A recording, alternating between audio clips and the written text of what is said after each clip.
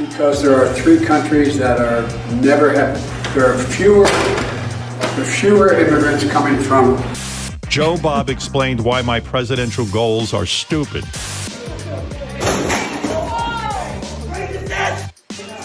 Desires of that community as well as the talent and capacity of community. There are some of us that can be chameleons and decide not to embrace our ethnicities. Holy cow, so much happened yesterday. The trifecta of idiocy was on screen yesterday. That means Joe Biden, Kamala Harris, and KJP all hopped in front of a camera.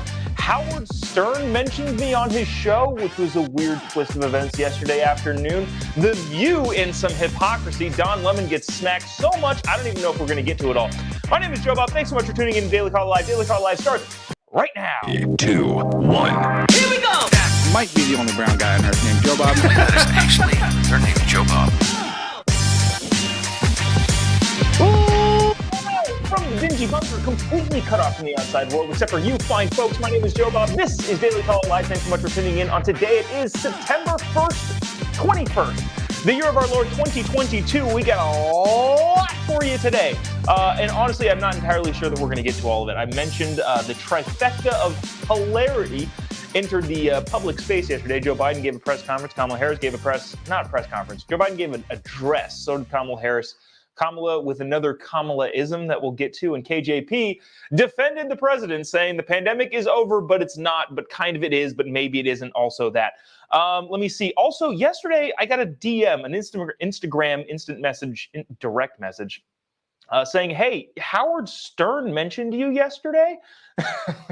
Okay, because that's I don't know, that's a thing that I guess happens to, I don't know. That was a bizarre turn of events, but cool. I'll play you that clip. Let me see. What do we want to start off with?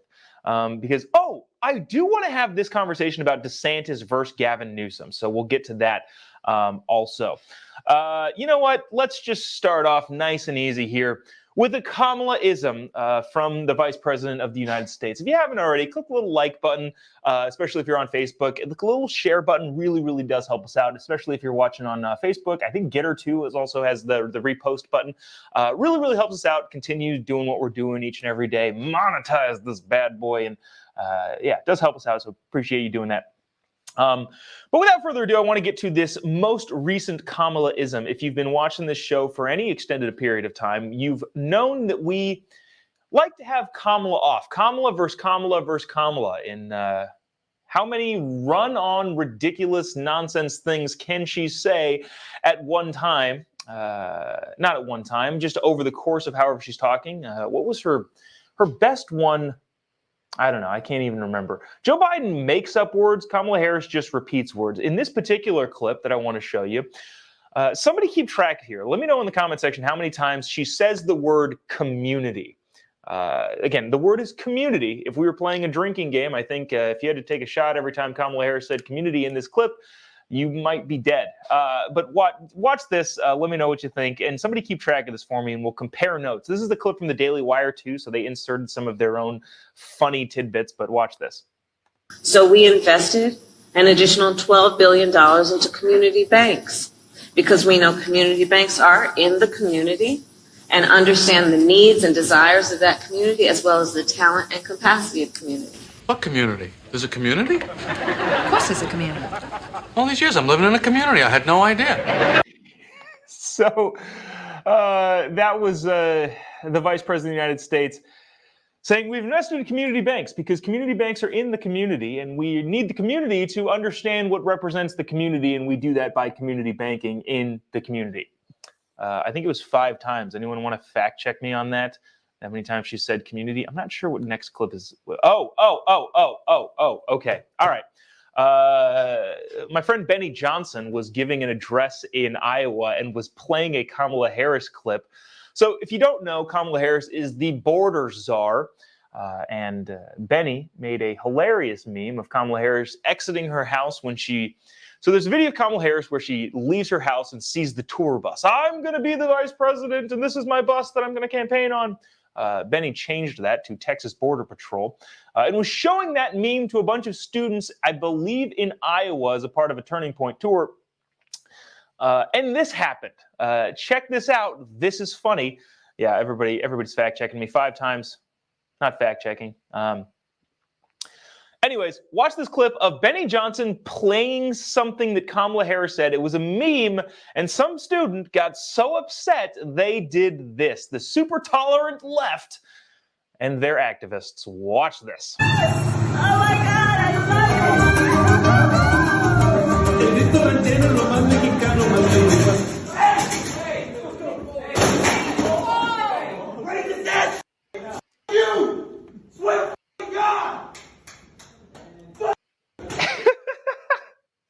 Okay, so first of all, I abhor violence, but the last couple events that Turning Point has done have been pretty, well, contentious. They're always contentious, but pretty violent. Tommy Lahren, I believe, was she in Nevada, gave a speech in which they were the protesters were bursting down the doors, literally trying to break into the room. This particular instance where some dude, some very triggered young man comes in and kicks the projector over because we're making fun of Kamala Harris. And apparently you can't make fun of stupid if they're a marginalized minority community. Kamala Harris is a woman and also black-ish.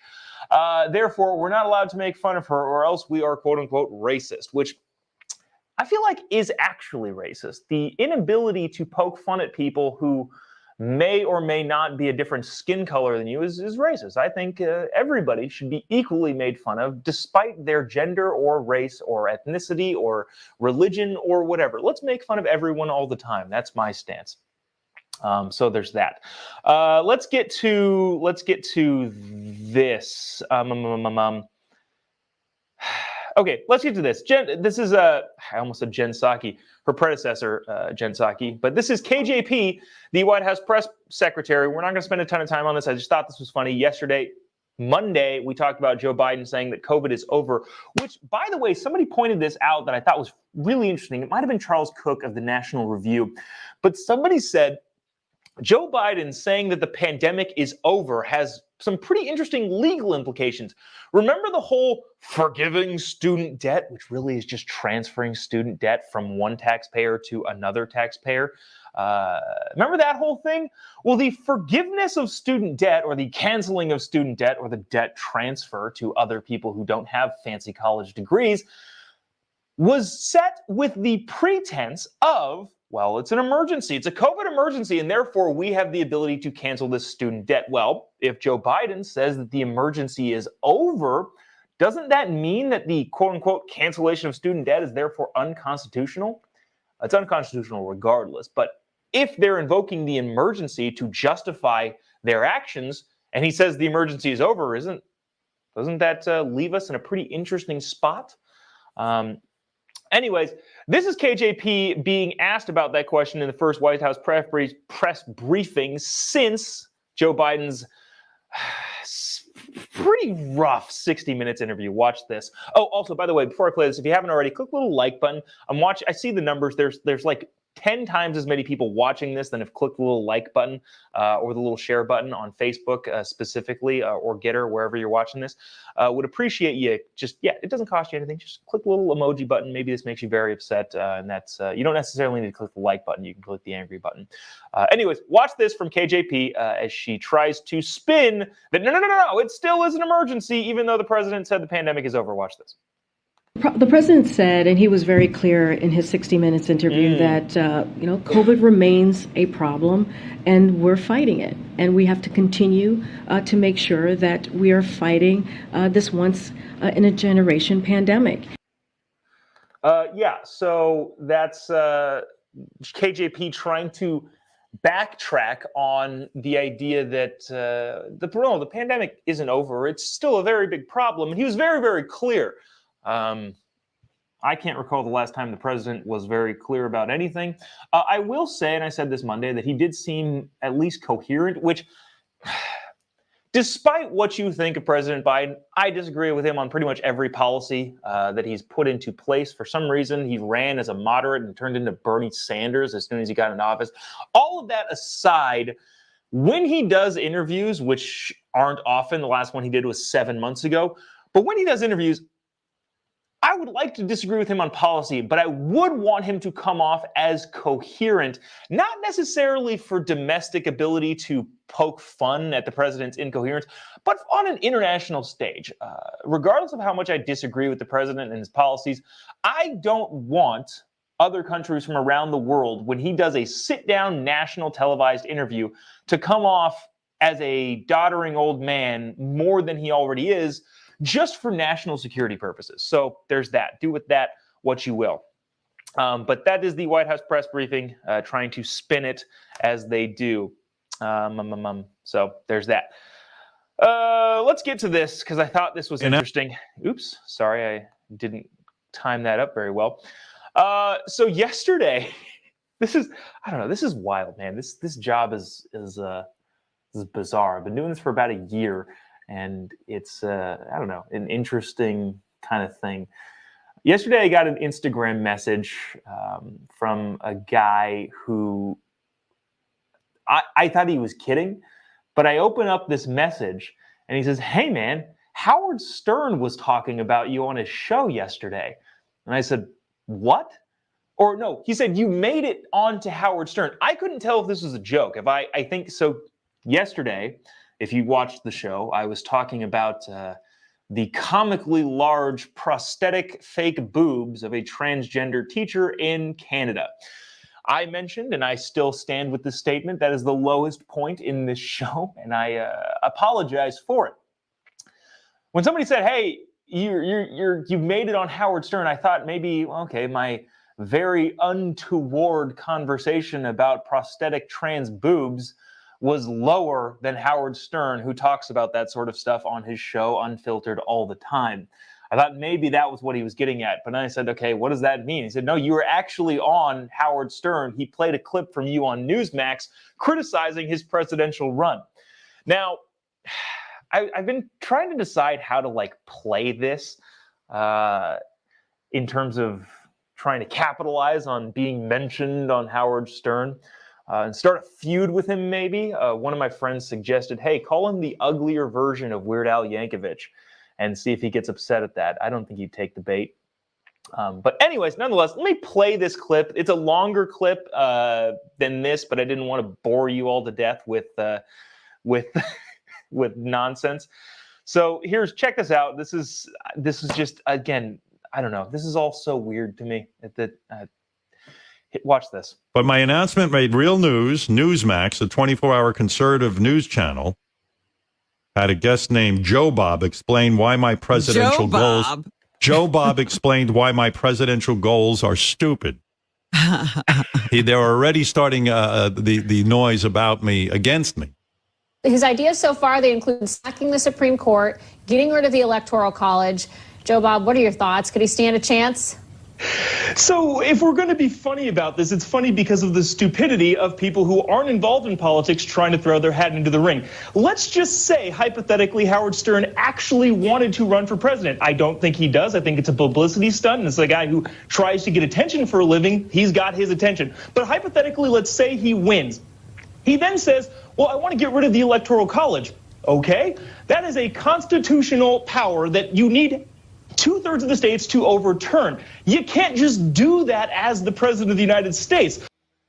So, all right, so that continues on for a little bit. I go into my whole thing, and he doesn't really address it much. I think he just says, calm down, dude, which, this is all political theater, I guess, in the talk show world. But Howard Stern is a person who tries to get attention for a living, and I don't fault him for that. And he said, I'm running for president. Clearly is a joke. Nobody actually thought Howard Stern would run for president. But given recent history, I don't know if you remember, there was a reality TV show host who ended up being the president of the United States. Did pretty well, too. But given recent history and how we look at politics, nobody was quite sure.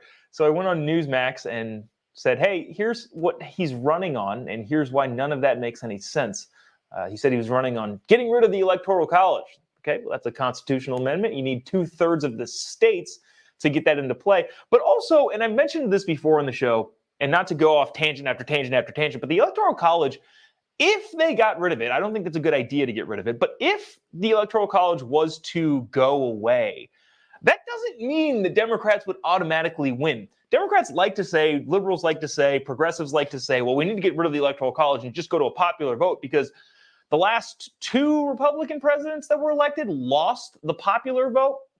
Now, I'm not going to get into the reasons why I think the Electoral College is a smart idea and should stick around.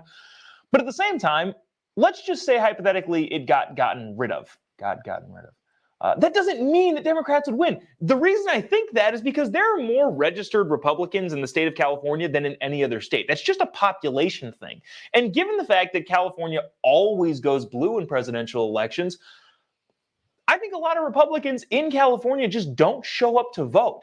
So to pretend that if the Electoral College is gone, that Democrats would win forever, I don't think that's necessarily true. The race for presidency would just be entirely different and would focus entirely on the coasts, which negates all of the needs and wants of people in the middle of the country, which is not a good idea. And 2, there are a lot of Republicans in New York, California, and a bunch of other big blue states, Washington, that just don't vote because they know their state is going to go a particular way. So to say that getting rid of the Electoral College would ensure liberal victory is just a mistake, and I don't think they understand that when they advocate for that sort of thing. Let me see. Let me see if there's any comments here that I wanted to ring. So, oh, this is funny. John Kreppel said, Howard Stern is a dried up, unimportant dumbass. Your words, not mine. He does have a much bigger audience than me, so there is that. JD said, Howard Stern can... Never mind, I can get in trouble. Yeah, hey, a lot of hate for Howard Stern coming in on the comment line, and I appreciate the vote of support and the vote of confidence here. But I don't know, just an interesting day. I'm still so new to this, but at the same time, I don't think I'm going to get used to that. I don't know. It's just a weird line of work to be in. Anyways, let's go back to Joe Biden. Joe Biden clapped back at a reporter yesterday asking about the border. Joe Biden gave a speech, so I talked about we had the trifecta. We already played Kamala Harris's community-ness. We already played KJP talking about backtracking whether or not COVID is still an emergency. But Joe Biden yesterday also gave an address in which nobody paid attention to the actual address. It was only when reporters shouted questions as he was leaving the room that he stopped and said something that didn't make any sense, as is per usual from the President of the United States. He talked about where immigrants are coming from and why that means his situation is different and why the border is getting overrun. Yesterday, we talked about the 2 million people in the calendar fiscal year doesn't make any sense, Jobob. That doesn't. Those are 2 different things. In the fiscal year, there have been 2 million border crossings. And Joe Biden is being held responsible for that. But check this out. This is Joe Biden taking a question against the wishes, I'm sure, of all of the people in his office. The second he stops at the door and turns around, I would imagine the entire press office in the White House is going like, oh no, don't say exactly what you're going to say. But watch this from the president. Check it out. On the border, why is the border more overwhelmed under your watch, Mr. President? Because there are 3 countries that are there are fewer immigrants coming from Central America and from Mexico. This is a totally different circumstance. What's on my watch now is Venezuela, Cuba, and Nicaragua.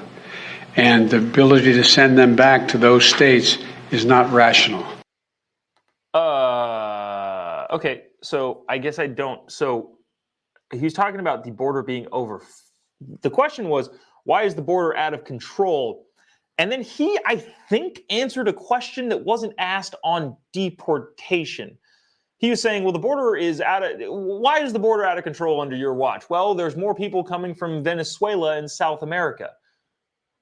Okay, that shouldn't have any impact on whether or not people can cross freely or if people should not cross at all. I'm not entirely sure why that makes sense. I don't know. I'm not entirely sure what he's getting at there, but he was then asked as he walked back to the door to exit, again, to the discontent of, I'm sure, everybody in his press office, he answered another question that made him look pretty not awesome. Check this out. Migrants to Delaware, do you have any comment or response to that, sir? He should come visit. We have a beautiful shoreline.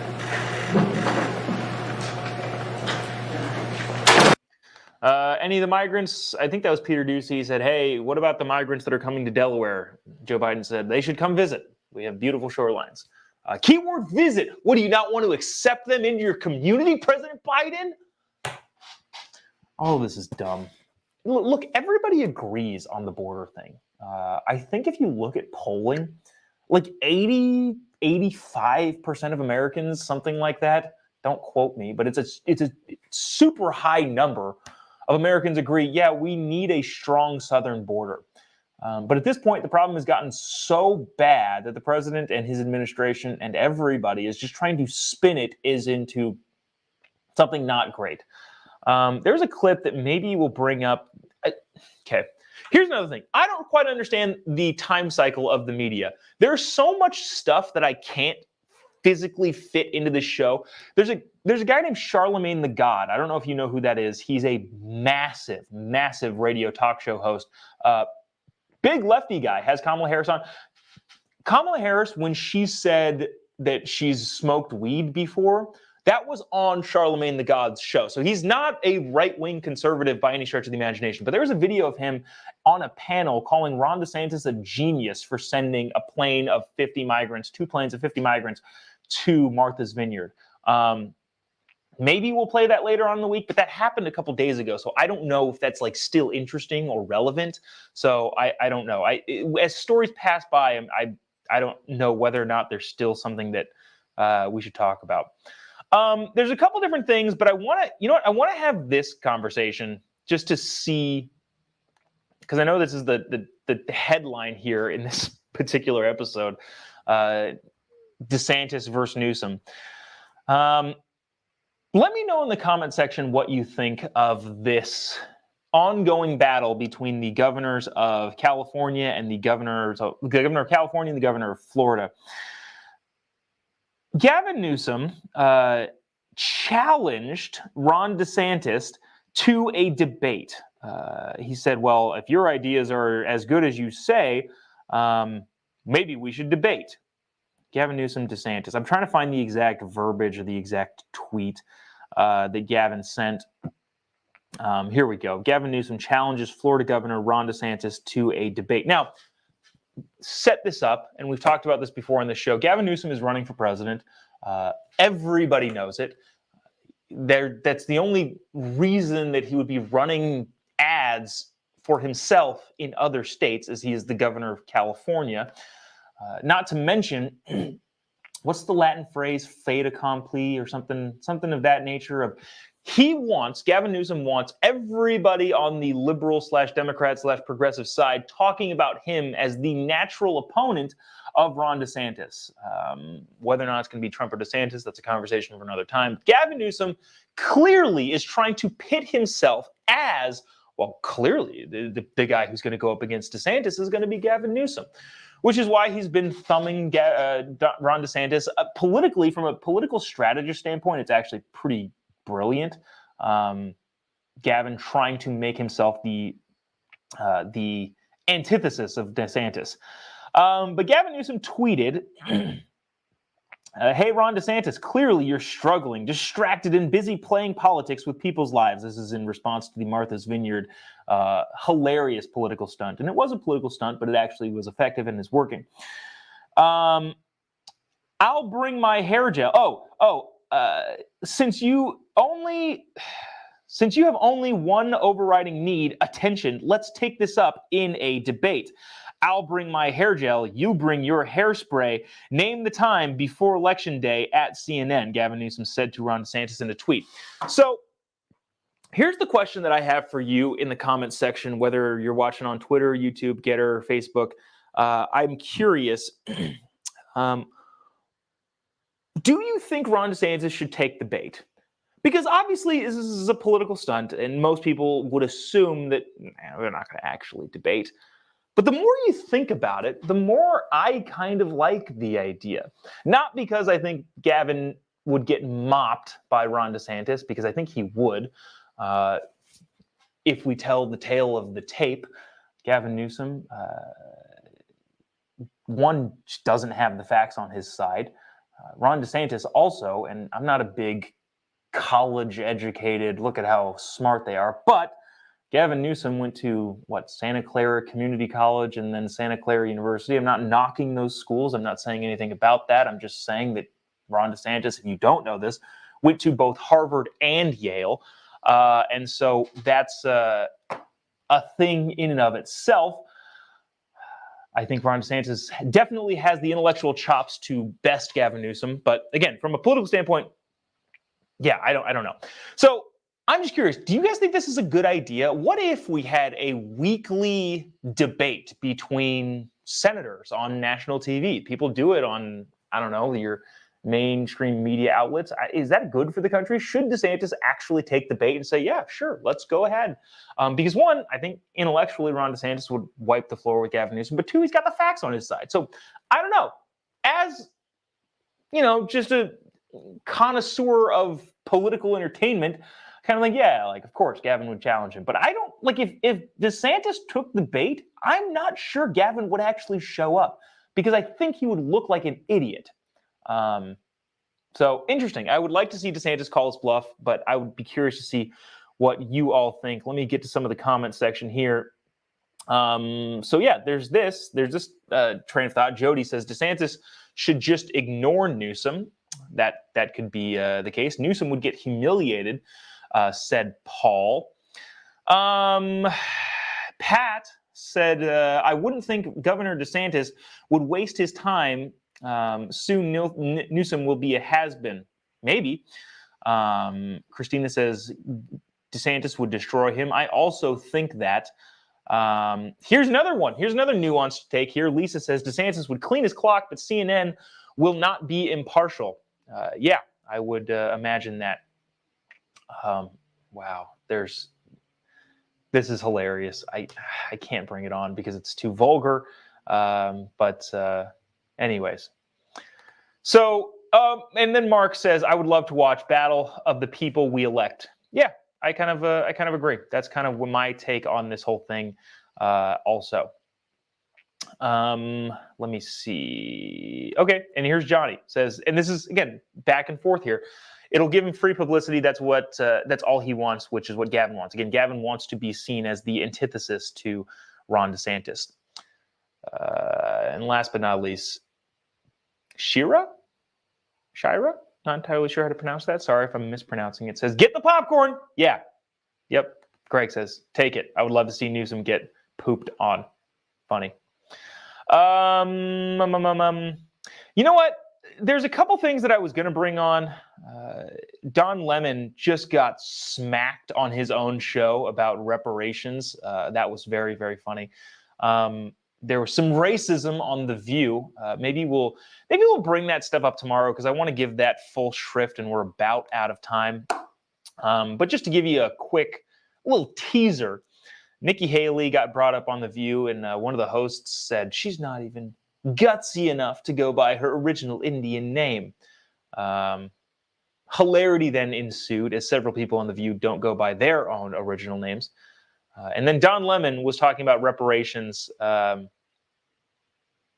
with somebody from the United Kingdom and just got his butt kicked. It was very, very funny. So, this is interesting. I'm wondering if this is a contrarian or this is a joke or what. Kevin says, LOL, Newsom is much smarter than DeSantis. I don't know. Maybe. I would bet against that. So here's something that Ron DeSantis does very, very well. In this populist world, in this working man, not culture necessarily, but this persona, right? Donald Trump is a billionaire. He's a real estate development billionaire, but for some reason was able to connect with working class Americans across the country. Ron DeSantis is very, very good at the same thing, even though, again, like I'm saying, we're not taking an IQ test here, but Ron DeSantis, even though he comes off as an everyday type of, Joe Schmo type person, which I think is smart politically, Dude is wicked intelligent. Like, you don't just go to Harvard and Yale. I think he went to Yale and went to Harvard Law School. Maybe that's flipped. I don't actually know. But to say Newsom is much smarter than DeSantis, I don't know if that's a joke, if you're actually serious, Kevin. I would love to hear some more thoughts, but I wouldn't necessarily agree with that by any stretch of the imagination. So anyways, that's going to do it for us today. Appreciate you sticking around, tuning in. If I get mentioned on any other massive radio talk shows, I'll bring it to your attention. Again, yesterday was just an odd day, but nevertheless, I guess comes with the job. Geez, Gabriel says celebrity death match. Wouldn't that be funny? What if we, I wouldn't say death match, but what if we had our presidential contenders fight? That'd be funny. Anyways, appreciate all you sticking around, tuning in, whether you're watching on Facebook, YouTube, Twitter, or Getter now. We're streaming on Getter. Hello, Getterites, Getterers, Getteronians. Not entirely sure what to call you there. But I appreciate all you watching on that channel. If you haven't already, give me a follow on any of your social media platforms. Just type in Jobob. You'll find me pretty much anywhere. And let me know in the comment section, too, whether or not stories get old. Because there's so much out there and so much that doesn't get seen. And I don't have a 4-hour radio talk show that I feel like I haven't brought on the Charlemagne the God thing. Maybe I will. Maybe we'll test the waters and see if people are like, oh, yeah, I already saw this. Or they're like, wow, this is fascinating. But yeah, you can give me a follow on any of your social media platforms, Jobob, you'll be able to find me there. Also, anything else? Oh, I've got a comedy show in Southern California in Norco. If you happen to live in the area, what is that? October 7th. Tickets are still available, but they're going quickly, so make sure to grab those if you have any interest in seeing that, me being on stage and being a smartass for 45 minutes. But that's going to do it for us. We will see you tomorrow, same time, same place. We'll bring all that stuff from The View and also Don Lemon getting his butt handed to him. See you tomorrow. God bless America.